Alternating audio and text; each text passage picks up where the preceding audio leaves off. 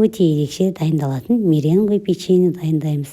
Ең алдымен жылы самайға ванилин, секер, қосқыш және жұмыртқаның сарыуызын ұнымызды салып, араластырып, қамыр елеп, тоңазытқышқа салып қоямыз.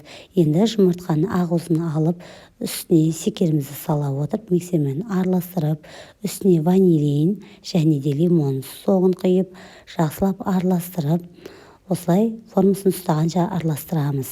Енді тестімізді алып, қамырымызды оқтаумен жайып, жұқалап, содан кейін дөңгелек формаларға келтіріп, противеньге орналастырып, үстіне шоколад немесе грек жаңғағын салып шығамыз. Барлығын орналастырып болғаннан кейін кондитерлік қапшыққа насадкамызды салып, басына осылай беттене құйып шығамыз. 150 градуста 20-25 минут шамасында пісіреміз.